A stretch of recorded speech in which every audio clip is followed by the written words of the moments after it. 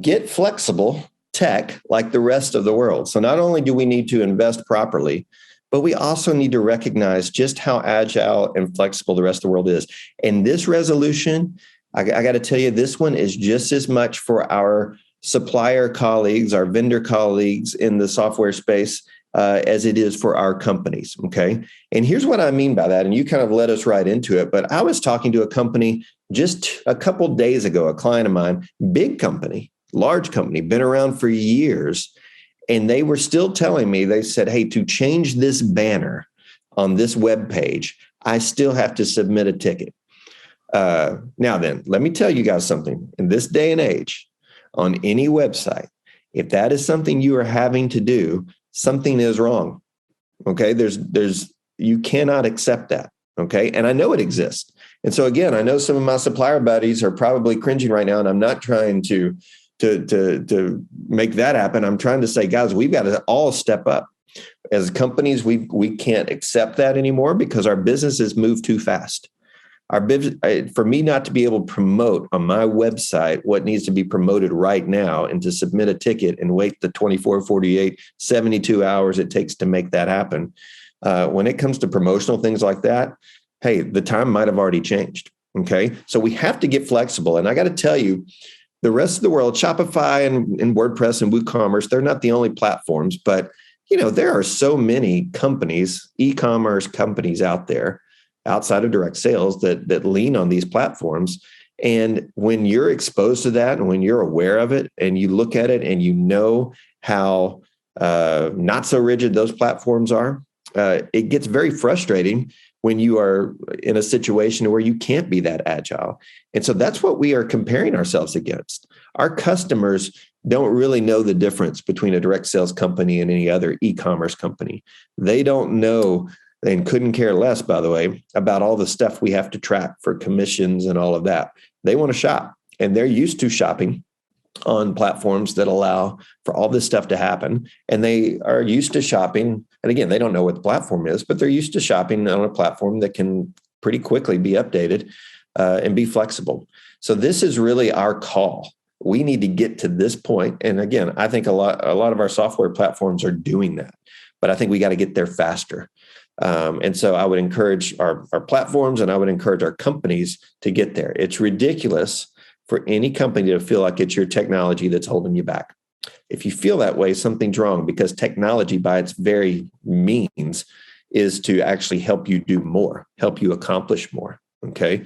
So if that's you, know it. The other thing I would bring up is I don't think we will ever outpace the world of plugins and integrations. One of the things, I've got an iPhone, I'm sure many people do. And if you remember when they first came out, they had the campaign of, hey, there's an app for that, right? And the brilliant thing there was Apple didn't worry about building all of that stuff. They just opened up their platform to let thousands upon thousands upon thousands of other developers do that stuff. And it made their product cool. The same thing happens with Shopify. The same thing happens with WordPress and WooCommerce. The same thing happens with other platforms. And so we're constantly going to be up against that. I would even get crazy for some of our suppliers and say, hey, is the future for you possibly being you're going to create some killer integrations or plugins that work on these platforms? So rather than being the platform, maybe you become the great plugin that everyone wants to use. I don't know, but I just see that. I work enough on, and our team works enough on sites outside of that, and we use these platforms a lot, that we just see, man, they're so flexible and they're so fast. Wouldn't that be great if we could also do that for all of our clients? The other thing I'll say is technology always requires an investment, one way or the other. And so make sure you're investing on the right side. And here's what I mean by that. Once you weigh your options, and I definitely think you should definitely reach out. We have so many great software suppliers in our space that offer that core back office kind of system. Definitely go through that and then try to understand, because I haven't found one yet that does everything that a company wants. Usually it gets you 80 to 90% there. And then there's something special about your company that requires just a little bit of customization. Sometimes it might take a little bit more. And sometimes you shy away from that because that's an extra investment. On the flip side, maybe an investment should be made on, if I thought about this differently, What if I said, I'm going to pick one of these super flexible platforms, but then maybe the investment goes into how do I make that work for a direct sales company? I'm not saying that's the answer. I'm saying as a company, that's how you should be thinking. Okay. And do not let your technology be what you at least feel like is holding you back.